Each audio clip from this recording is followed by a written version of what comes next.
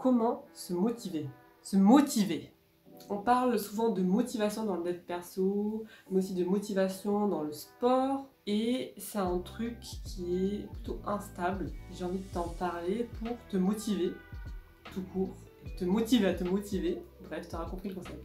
La motivation, on croit que ça nous tombe dessus et que hop, c'est bon, on va être motivé à faire du sport, motivé à manger sain, motivé à travailler, motivé à sortir de sa zone de confort. Et en fait, la plupart du temps, la motivation vient en faisant les choses. La motivation vient en débutant quelque chose. Mel Robbins a écrit un livre justement pour parler de comment ne pas se relâcher, puisqu'elle a vécu une dépression, elle était vraiment en mode chaos. Et du coup, elle te donne des astuces. Et il y a la fameuse règle des 3, en mode 3, 2, 1, je me lève. 3, 2, 1, je vais faire ce truc-là. 3, 2, 1, je fais le ménage. 3, 2, 1, je cuisine. 3, 2, 1, je fais du sport. Ne pas attendre que le mental prenne le dessus avec les pensées de non, mais on est franchement mieux dans son lit. Non, mais si on irait dans le canapé voir Netflix. Non, mais ceci, non, mais cela. L'idée, c'est vraiment de pas se laisser entraîner par le quotidien et par le mental, devancer les choses, et ensuite la motivation va apparaître. Sachant que je dis que la plupart du temps, la motivation ne vient pas, ne tombe pas dessus. Mais il arrive des fois, parce que je peux en témoigner, où tu es tranquillement dans ton lit, en train de te réveiller, et tu laisses ton esprit vagabonder, et là, paf, tu as une envie de créer un événement, tu as une envie de publier quelque chose, tu as une envie d'organiser quelque chose qui te tombe dessus, et ça se fait palpiter, ça te fait vibrer, tu as envie, tu as envie, tu as envie, et là, ça prend de la place dans ton cerveau et dans ton corps. Donc là, la motivation vient via l'imagination, la créativité dans ton cerveau, et paf, ça se matérialise. Mais tout de suite, il peut y avoir la flemme. Ah mais non, organiser ça, lancer ça. Ah mais non, publier ça, j'ai grave la flemme. Et si les autres, en plus, ils me jugent? Et si les autres, ils pensent aussi? Et si les autres, etc. Donc, tu l'auras compris, la motivation, elle vient dans l'action et dans aussi la projection de ce que je vais faire. Elle vient pas dans le comment je vais le faire, et si les autres, ils pensent à ça, et nana, et je vais perdre mon énergie, je n'ai pas le temps, je n'ai pas d'argent, blablabla. Pensées qui juste vont te freiner. Pourquoi toutes ces pensées? Pourquoi tu as des pensées de non mais en fait t'es nul, non mais en fait t'y arriveras pas, et les autres, et l'argent, et ton temps? En fait, ton mental, il est là pour te protéger d'éventuels risques à l'extérieur. Et lui, ce qu'il connaît, c'est tes expériences passées. Ça, c'est ta zone de confort.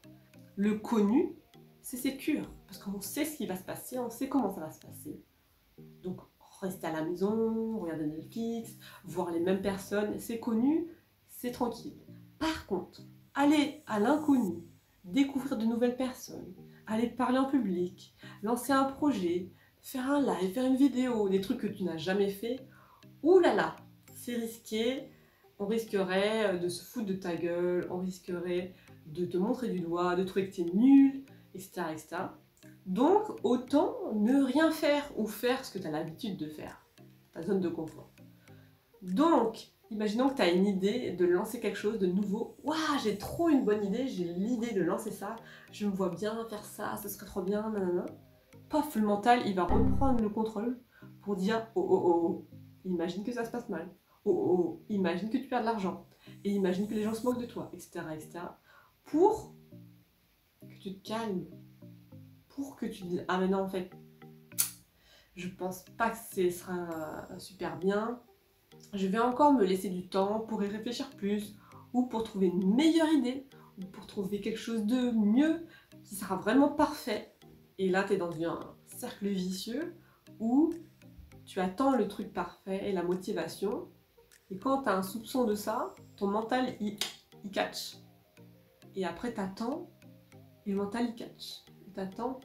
Et du coup, bah, tu fais rien, tu sors pas de ta zone de confort, t'es bien sécure, mais potentiellement t'es malheureuse et tu comprends pas et tu te dis mais je suis nulle, pourquoi je passe pas à l'action?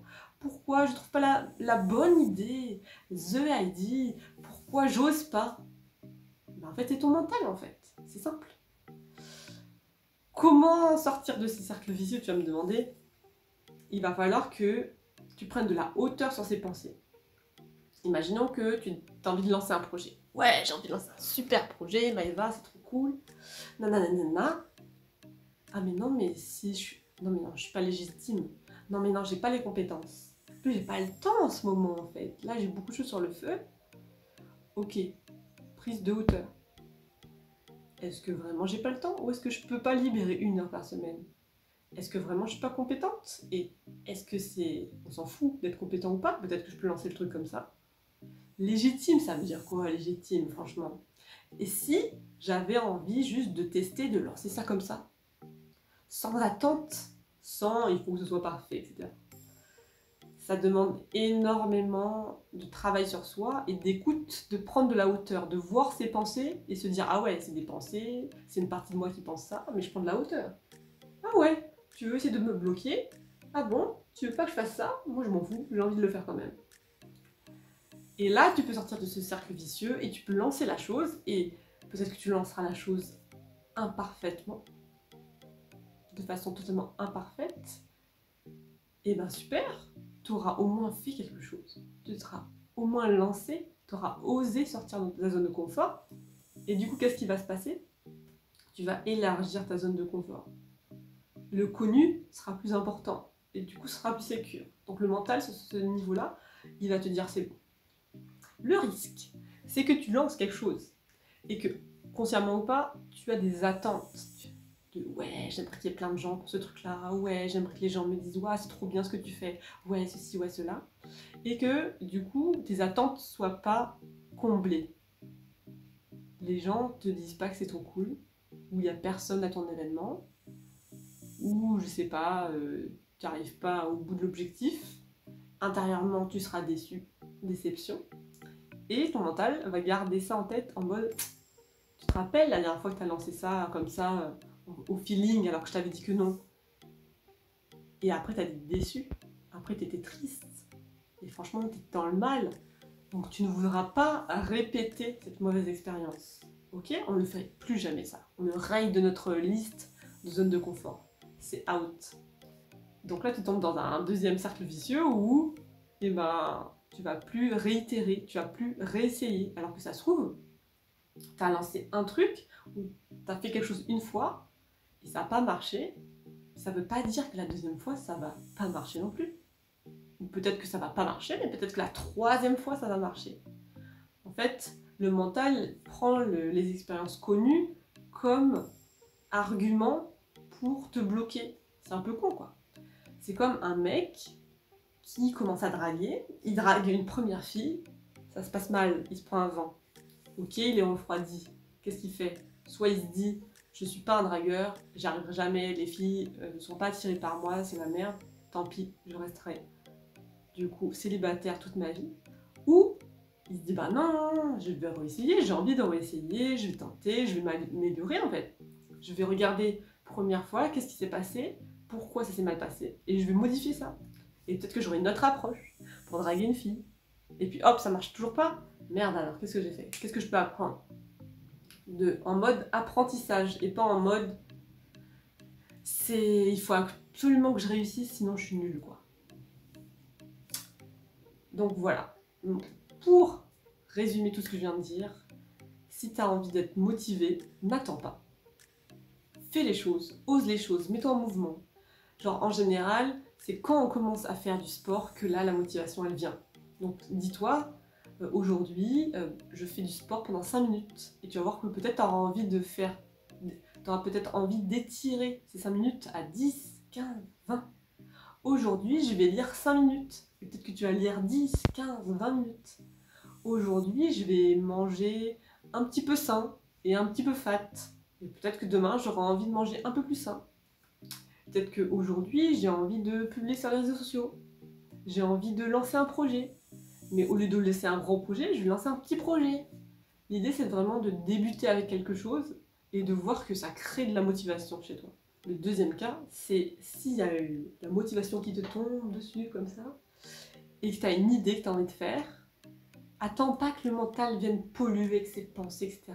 Fonce, vas-y, fais-le. Et on s'en fout du résultat en vrai. Le plus kiffant, c'est de le faire. Après, ce qui découle, on verra plus tard. On verra ce qu'on en fait, on verra si on est content ou pas, on verra si on a envie d'essayer ou pas. Mais déjà, fais-le, c'est la base de la motivation. C'était ma vidéo du dimanche. J'espère que ça t'a un peu motivé. Va faire des trucs, dis-moi en commentaire ou en message privé si t'as fait des trucs. Et on se dit à bientôt.